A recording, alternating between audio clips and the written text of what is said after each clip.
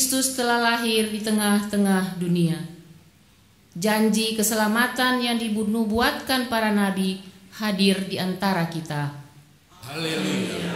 Haleluya. Hari ini surga dan bumi bersukacita. Anugerah Allah yang terindah, yaitu Yesus Kristus, telah diberikan bagi kita. Haleluya. Haleluya. Hari ini kita dijadikan warga kerajaan Allah. Allah yang mewujud menjadi manusia telah mendamaikan kita dengan dirinya. Haleluya. Haleluya. Jemaat silakan duduk.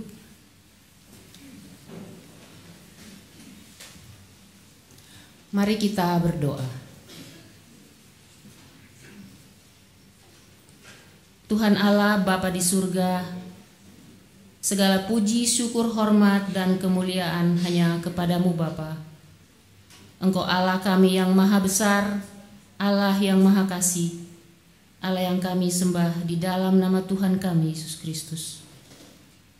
Kami datang menghadap hadirat-Mu Tuhan. Kami mau mengucap syukur atas segala berkat, kasih dan anugerah-Mu yang begitu berlimpah di dalam kehidupan kami.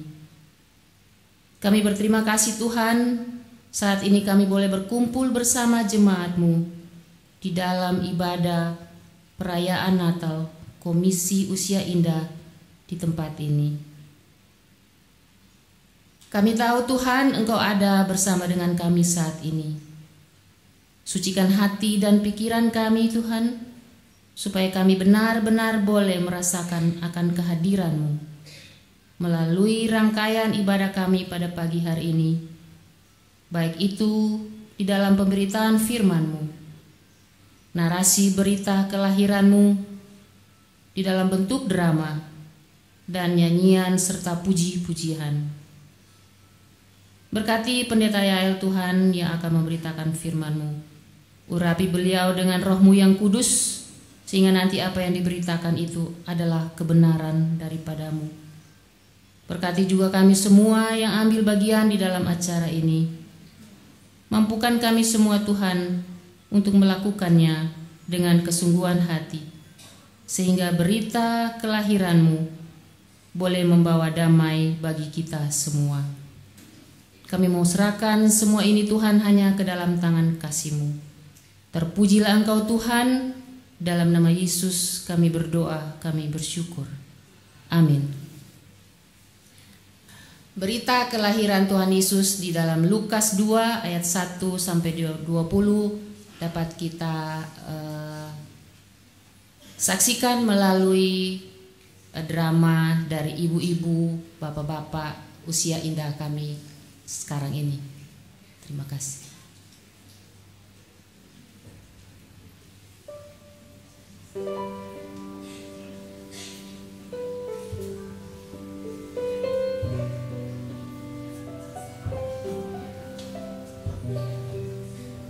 Pada waktu itu, Kaisar Agustus mengeluarkan suatu perintah, menyuruh mendaftarkan semua orang di seluruh dunia. Inilah pendaftaran yang pertama kali diadakan sewaktu Kirenius menjadi wali negeri di Syria. Maka, pergilah semua orang mendaftarkan diri masing-masing di kotanya sendiri.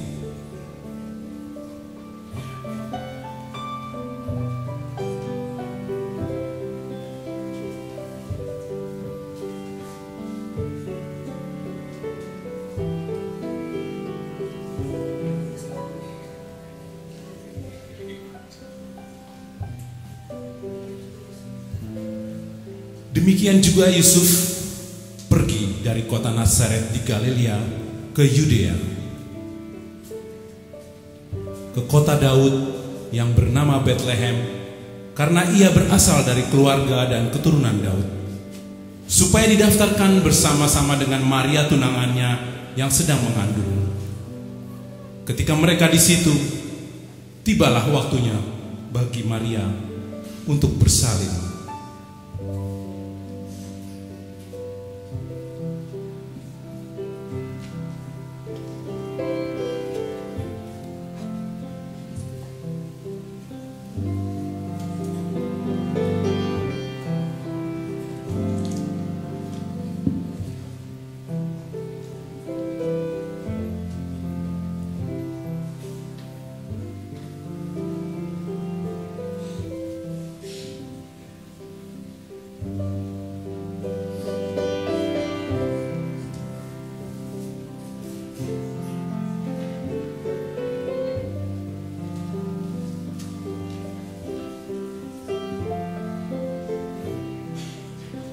Dan ia melahirkan seorang anak laki-laki.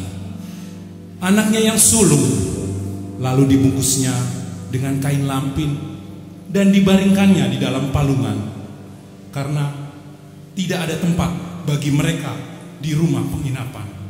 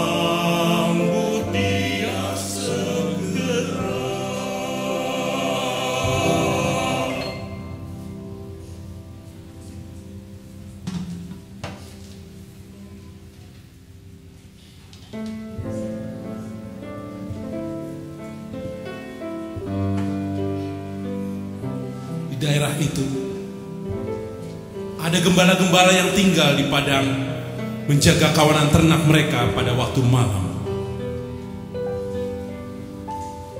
Tiba-tiba berdirilah seorang malaikat Tuhan di dekat mereka, dan kemuliaan Tuhan bersinar meliputi mereka, dan mereka sangat ketakutan. Lalu kata malaikat itu kepada mereka, "Jangan takut, sebab sesungguhnya aku memberitakan kepadamu kesukaan besar untuk seluruh bangsa. Hari ini telah lahir bagimu juru selamat, yaitu Kristus Tuhan di kota Daud. Dan inilah tandanya bagimu: kamu akan menjumpai seorang bayi dibungkus dengan lampin dan terbaring di dalam palungan. Dan tiba-tiba tampaklah bersama-sama dengan malaikat itu sejumlah besar bala tentara surga yang memuji Allah. Katanya, kemuliaan bagi Allah di tempat yang maha tinggi, dan damai sejahtera di bumi di antara manusia yang berkenan kepadanya.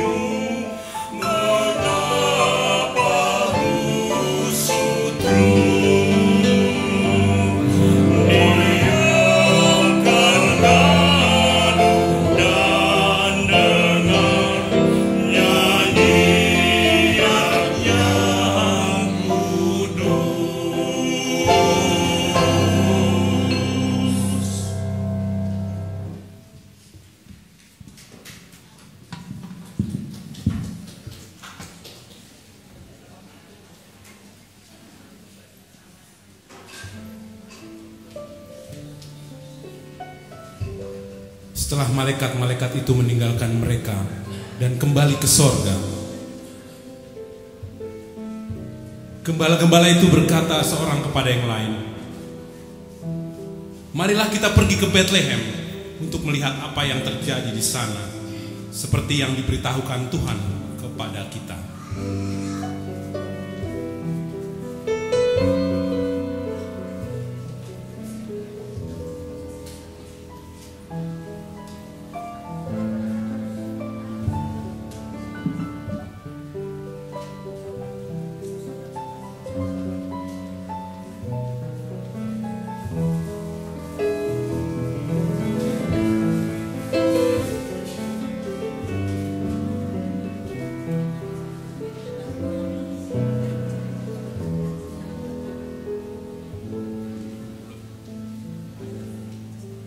Lalu mereka cepat-cepat berangkat dan menjumpai Maria dan Yusuf dan bayi itu yang sedang berbaring di dalam palungan.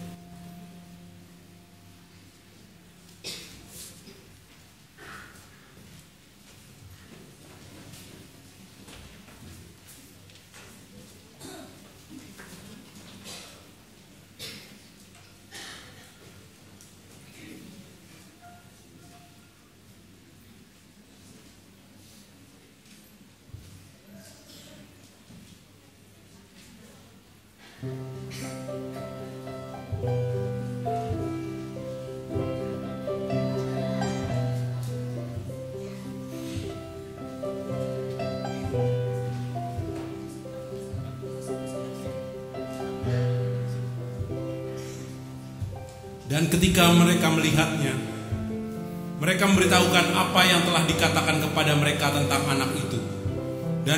Dan semua orang yang mendengarnya heran tentang apa yang dikatakan gembala-gembala itu kepada mereka. Tetapi Maria menyimpan segala perkara itu di dalam hatinya dan merenungkannya. Maka kembalilah gembala-gembala itu sambil memuji dan memuliakan Allah, karena segala sesuatu yang mereka dengar dan mereka lihat semuanya sesuai dengan apa yang dikatakannya kepada mereka.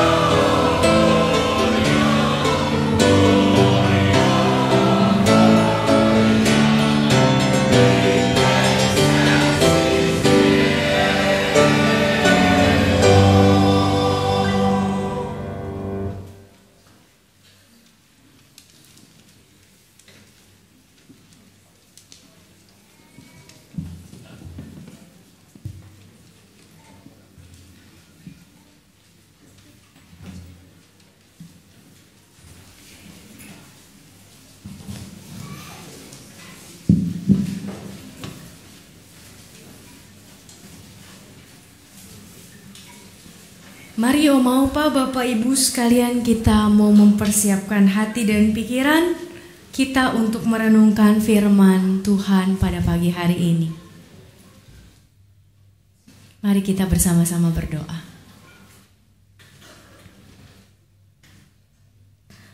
Telah lahir Tuhan Engkau bagi kami. Kami sungguh mengucap syukur untuk kelahiran-Mu. Tapi kami lebih lagi mengucap syukur untuk penyertaan-Mu sampai saat ini. Engkau tidak hanya lahir lebih dari 2000 tahun yang lalu. Engkau tidak hanya hidup, berkarya dan menyelamatkan kami. Tapi Engkau begitu setia menjadi sahabat kami, penolong kami sepanjang kehidupan kami. Bahkan ketika kami hidup jauh dari masa ketika Engkau lahir pertama kali di tengah dunia. Tapi Engkau tetap memegang tangan kami, membimbing kami, dan sampai masa-masa ke depan Engkau tetap menjadi Tuhan dan Raja kami. Terima kasih untuk setiap pertolongan-Mu.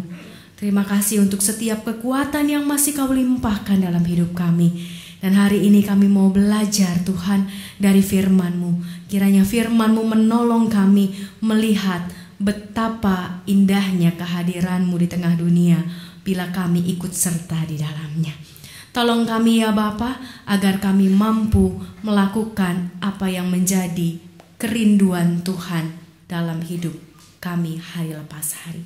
Dalam nama Tuhan Yesus Kristus kami berdoa dan mengucap syukur. Haleluya. Amin. Bapak Ibu, hari ini tema kita apa ya?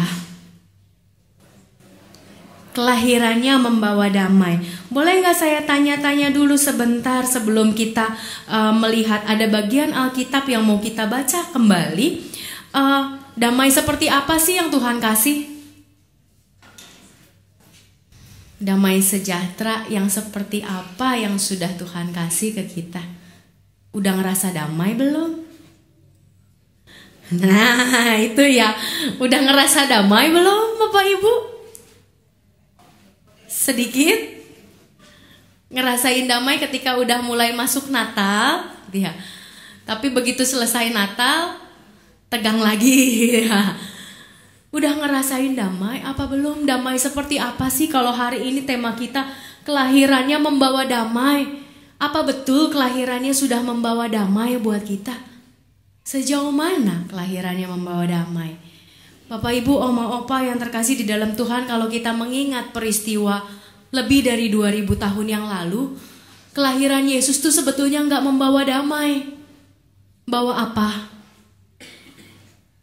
Bawa ketegangan pertama-tama buat Maria sama Yusuf gitu ya. Tegang banget, aduh bagaimana ini? Saya harus menjadi seorang ibu. Kata Maria, aduh bagaimana istri saya hamil sebelum saya nikahin, kata Yusuf. Ketika sudah lahir, siapa lagi yang dibikin resah sama kelahiran Yesus? Herodes. Kemarin hari Minggu kita bicara soal Herodes ya. Herodes marah luar biasa. Dan itu setelah 2 tahun, hampir 2 tahun Yesusnya, Herodes baru tahu bahwa Mesias lahir hanya gara-gara orang Majus datang ke istananya. Resah Herodes, marah. Dia bingung bagaimana caranya mempertahankan tahta. Damai Herodes? Enggak. Siapa lagi yang dibikin bingung dan gundah gulana ketika Yesus lahir? Para rakyat. Rakyat dibikin gundah gulana loh, oma opa bapak ibu. Ketika Herodes bilang bunuh semua bayi yang ada di bawah 2 tahun. Semua pengawal Herodes mencari bayi-bayi di bawah 2 tahun dan membunuh mereka. Teriakan ada di seluruh kota. Bayangin betapa mencengkamnya Bapak Ibu. Betapa pilunya ibu-ibu yang baru ngegendong anaknya mungkin 1 tahun lebih. Lagi lucu-lucunya. Se-Aiden lah ya. Band kegedean dikit gitu ya. Se-Aiden. Lagi lucu-lucunya, lagi belajar jalan. Lagi yang ngeselin juga sih kadang-kadang. Tapi begitu saja dirampas dan dibunuh oleh pengawal-pengawal Herodes. Nanti Bapak Ibu akan bisa menyaksikan drama lengkapnya tanggal 25 sore. Betapa orang-orang begitu merana. Betapa umat Allah dibuat menangis, dibuat marah, dibuat kecewa. Tuhan, lebih baik kau bunuh aku daripada kau bunuh bayiku. Wah, itu pemandangan yang sangat tidak menyenangkan Bapak Ibu sekalian. Terus damainya di mana? Ketika Yesus mulai besar, memulai pelayanannya, ada damai? Belum. Bahkan lebih banyak lagi pihak yang dibikin gak damai sama pengajaran Yesus. Pertama-tama siapa? Orang tuanya. Maria sendiri gak damai ngelihat anaknya. Aduh, nih anaknya kok cari perkara. Bapak Ibu bisa lihat, baca kisahnya di Injil. Bagaimana keluarganya sendiri menolak Yesus. Dia sakit pikirannya. Emang error. Keluarganya sendiri lu bilang begitu. Yesus ditolak bahkan oleh keluarganya karena memberi hal yang tidak damai di keluarganya. Keluarganya takut Yesus ditangkap dan mereka ikut-ikutan kena. Siapa lagi yang dibikin galau? Para imam kepala, para orang Farisi, bahkan murid terkasihnya, Yudas. Yudas dibikin merana dengan keadaan. Karena Yesus gak bisa buat perubahan. Mana katanya engkau Mesias, kau bisa ngebangkitin orang mati, kau bisa menyembuhkan orang yang lumpuh bisa berdiri, buta bisa melihat. Tapi untuk mengubah sebuah bangsa mana? Sampai akhirnya Yudas berani menjual Yesus. Supaya apa? Supaya merangsang Yesus untuk melakukan hal besar. Tapi Yesus tetap diam. Kelahiran Yesus dan kehidupan Yesus ternyata belum membuat damai, Bapak Ibu. Lalu bagaimana tema ini bisa berbicara kepada kita? Bagaimana tema ini bisa kita refleksikan?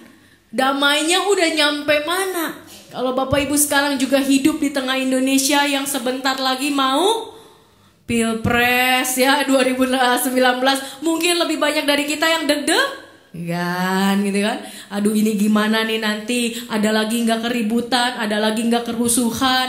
Apalagi kalau banyak orang bilang, oh nanti Jakarta mau dibuat kayak 98 lagi, makin cekot-cekot dada begitu kan. Damainya di mana Tuhan? Ternyata damai yang Yesus berikan beda dengan persepsi kita. Persepsi kita tentang damai adalah tanpa perang, tanpa konflik, bisa hidup berdampingan sebelahan dengan orang yang berbeda pendapat sekalipun, walaupun diam-diaman. Kan bisa aja duduk sebelahan, tapi bukan damai, tapi diam-diaman bisa. Suami istri gitu ya, dua orang kemana-mana bareng, kelihatannya bareng, tapi nggak pernah ngomong. Ada bisa terjadi tuh kan ya? Bukan damai, perang dingin. Beda Bapak Ibu ya, perang dingin sama damai. Ternyata damai itu bukan keadaan tidak ada perang, tidak ada konflik, tidak ada perbedaan, tidak ada masalah. Bukan. Damai yang Yesus ingin bawa itu bukan seperti itu. Tapi damai yang lahir pertama-tama di hati. Bukan lahir karena keadaan. Orang lain tidak bertengkar, kita tidak bertengkar, hati kita bisa gak damai?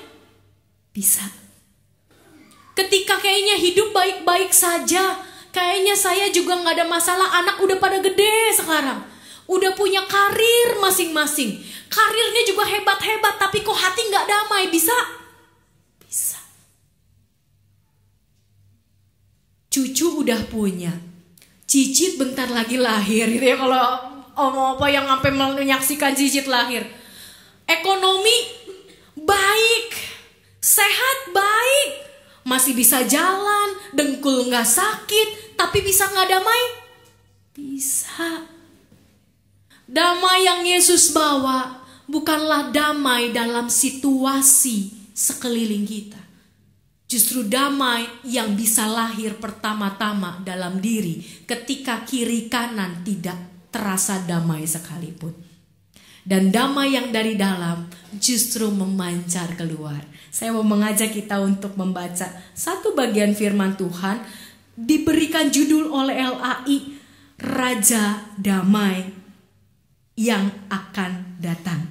Itu dari Yesaya 11 ayat 1 sampai ayatnya yang ke-10. Saya mau membaca buat Bapak Ibu sekalian.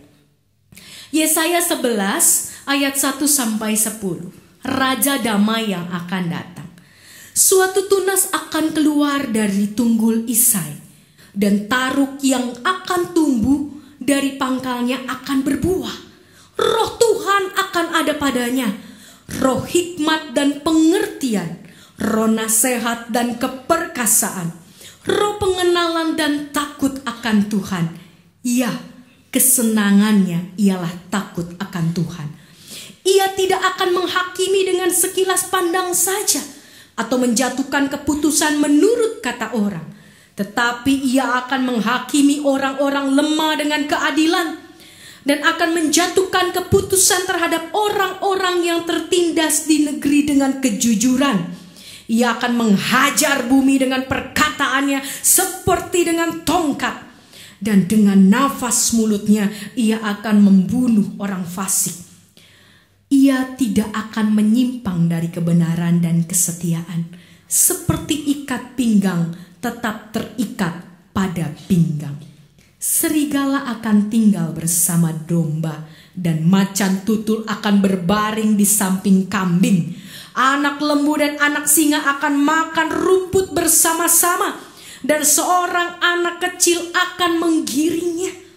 Lembu dan beruang akan bersama-sama makan rumput, dan anak-anaknya akan bersama-sama berbaring.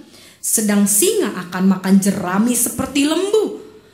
Anak yang menyusu akan bermain-main dekat liang ular tedung. Dan anak yang cerai susu akan mengulurkan tangannya ke sarang ular beludak.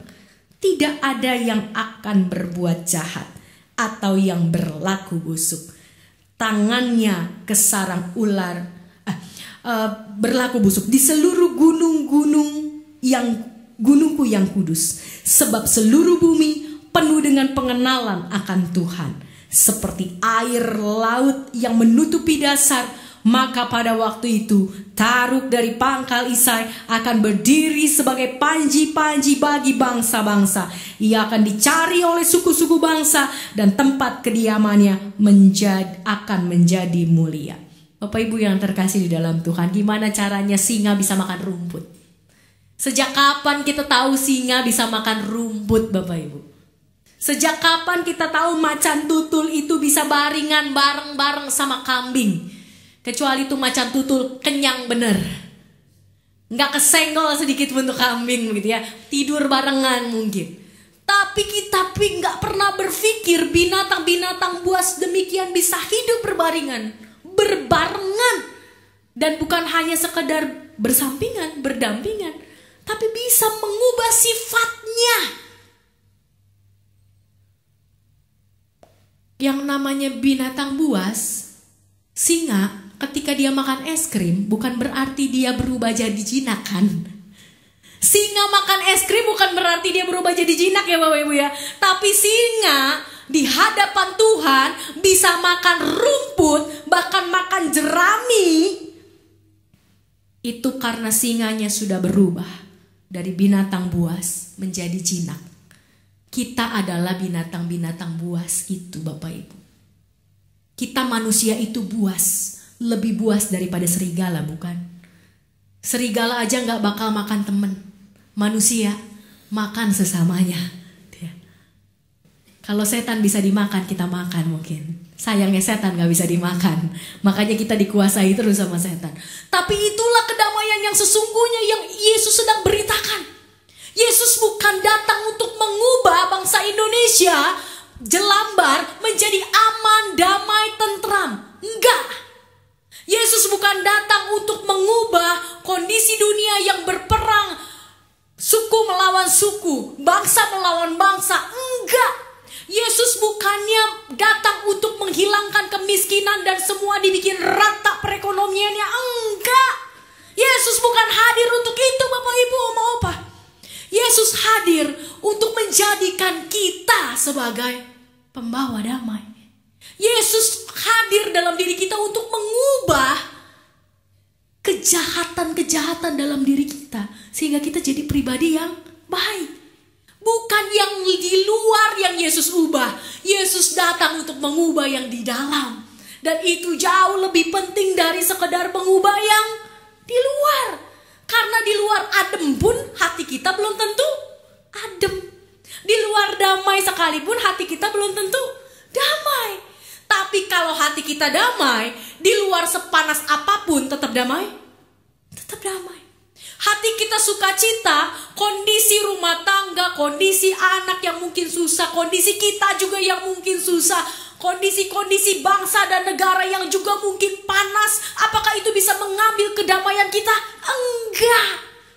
Kalau damai pertama-tama dimulai dari diri kita. Jadi ketika kita hari ini mau memaknai kelahiran yang membawa damai, bukan mengubah situasi dan kondisi, tapi mengubah hidup kita, mengubah cara pikir kita tentang orang lain.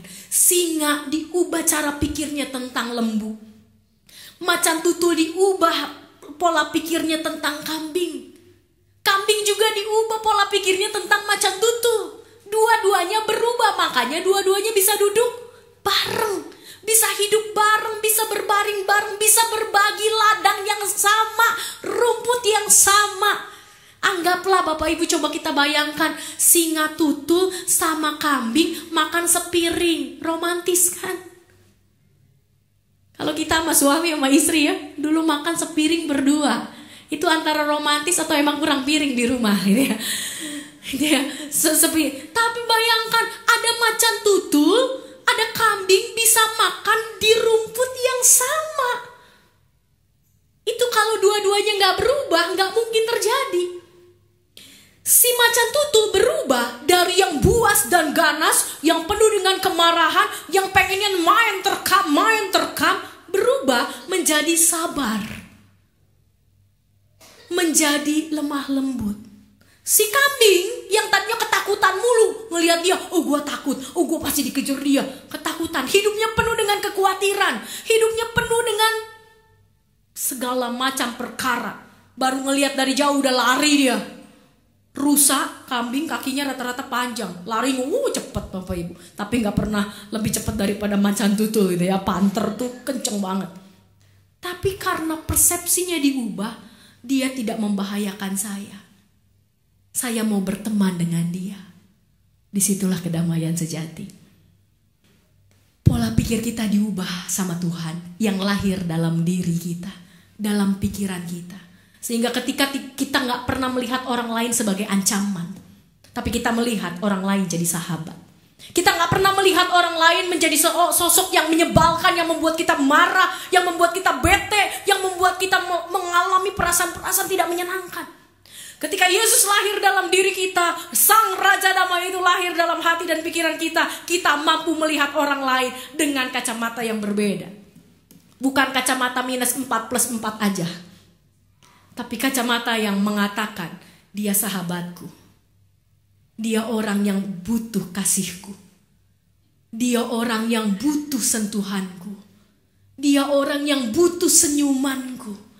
Dia adalah orang yang butuh sapaanku, pertanyaanku, dan ucapan selamatku. Dia adalah orang yang butuh maafku. Beda ya Bapak Ibu. Kita ngelihat orang yang pernah nyakitin kita, lalu firman Tuhan yang hidup dalam hidup kita mengatakan, dia butuh maafmu, maka kita akan memberi maaf. Disitulah kedamaian datang.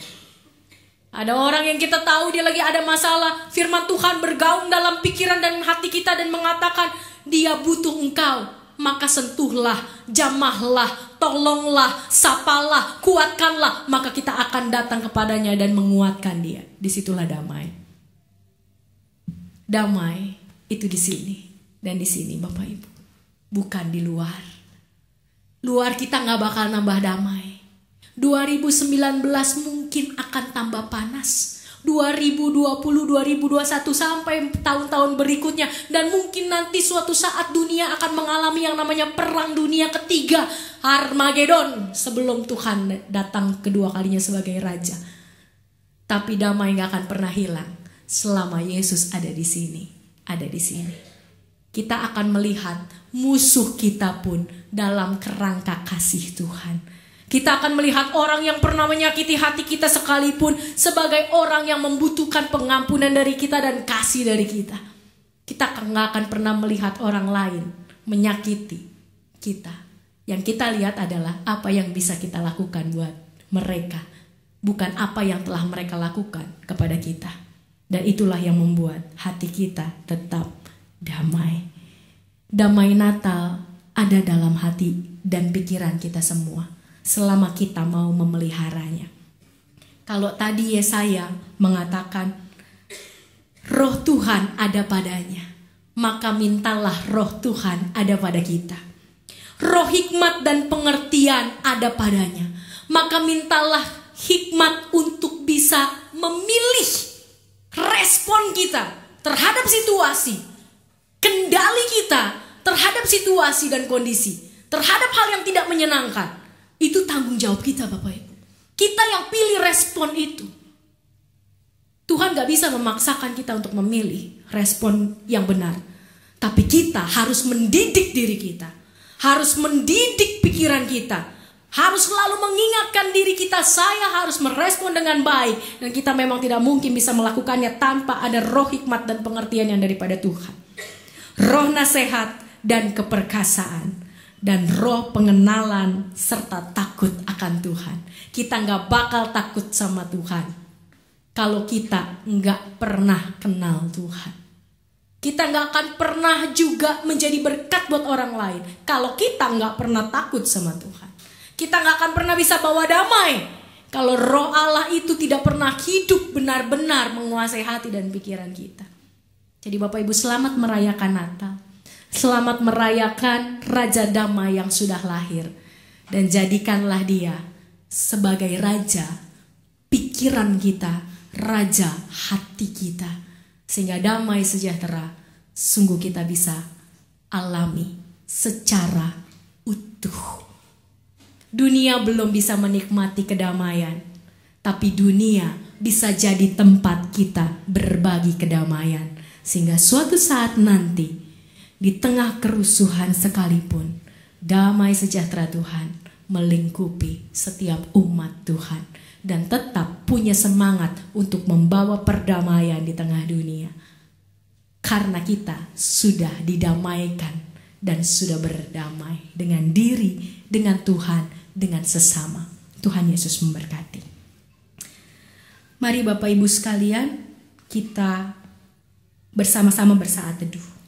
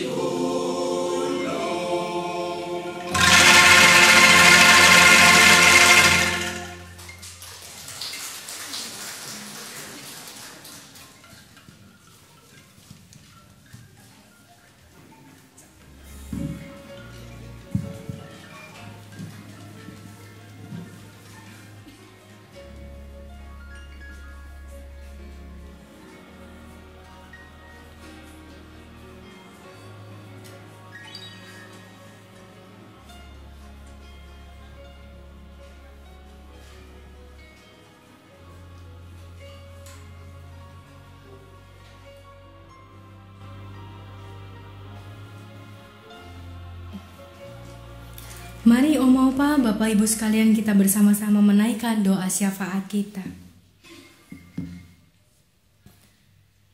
Tuhan, Kau sudah lahir buat kami.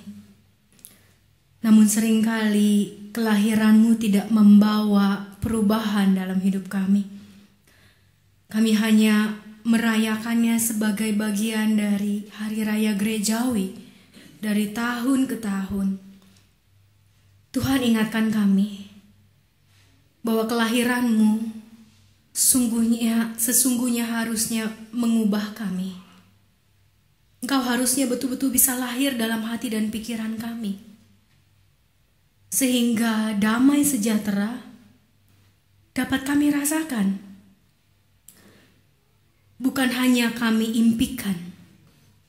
Damai sejahtera dapat kami wujudkan dengan Roh-Mu yang begitu kudus, yang hadir dalam hati dan pikiran kami.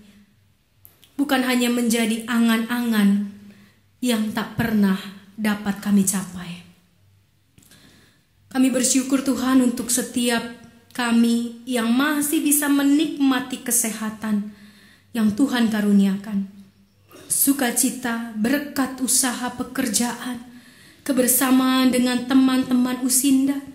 Ketika kami juga punya teman cerita untuk berbagi keluh kesah, juga termasuk perjuangan hidup kami.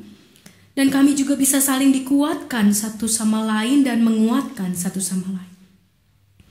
Itu semua karena Tuhan lah yang memberikan mereka dalam hidup kami.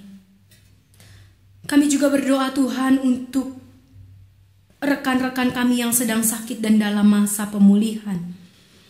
Untuk Bapak Sofyan, untuk Ibu Sapala, untuk Ibu Tuilan, untuk Bapak Halili, Bapak Rudianto, Ibu Ros, Ibu Mersis, Ibu Evi, dan Ibu Diana. Berikan terus Tuhan sukacita dan kedamaian dalam hati dan pikiran mereka, sehingga tubuh mereka pun takluk oleh sukacita dan damai sejahtera dari Tuhan. Sakit yang ada dalam tubuh mereka tidak akan mampu merenggut sukacita mereka. Bahkan sukacita mereka terus bertambah di tengah kelemahan tubuh sekalipun.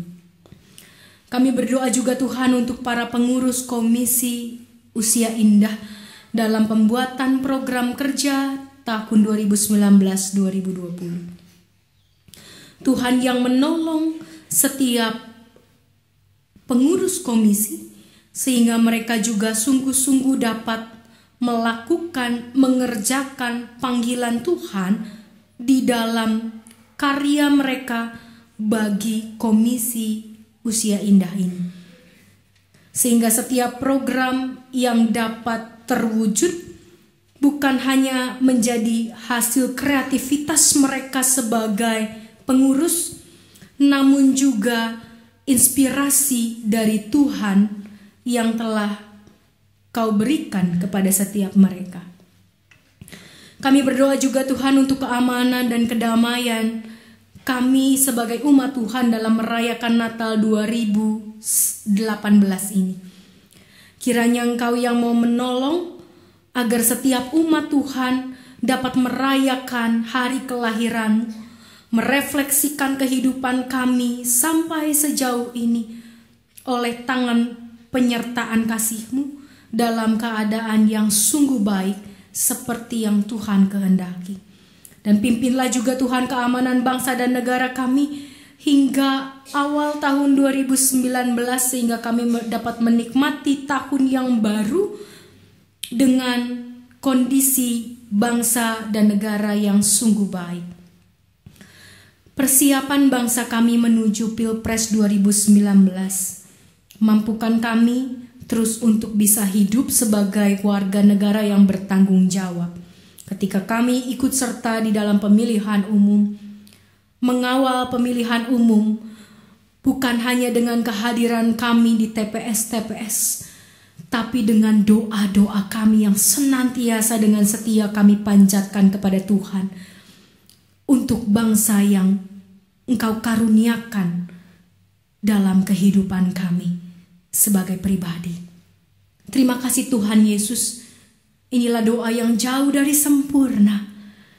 Maka sempurnakanlah setiap kami, setiap permohonan kami Tuhan, agar yang jadi adalah tetap kehendak-Mu, bukan kehendak kami. Hanya di dalam nama Tuhan Yesus Kristus kami juga memohon berkat-Mu turun atas kami. Hikmat, bijak, hati yang takut akan Tuhan, pengetahuan yang baik akan Tuhan, yang mengubah hidup kami dari waktu ke waktu, kiranya Kau limpahkanlah kepada setiap kami. Dalam nama Tuhan Yesus Kristus, Tuhan dan Juru Selamat kami berdoa dan mengucap syukur. Amin. Bapa, terima kasih.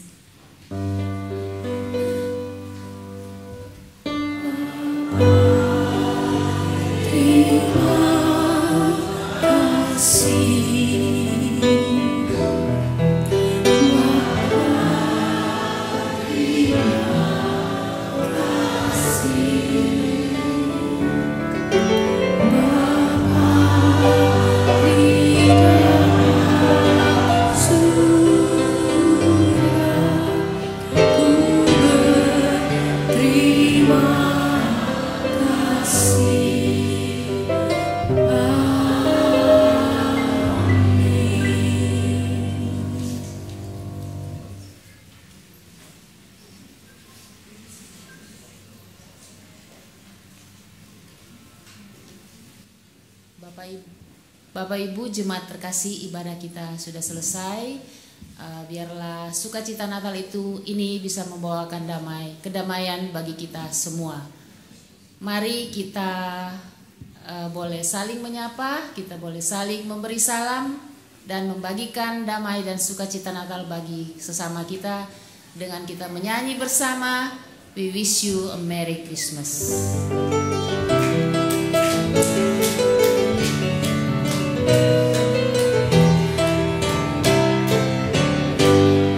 We wish you a Merry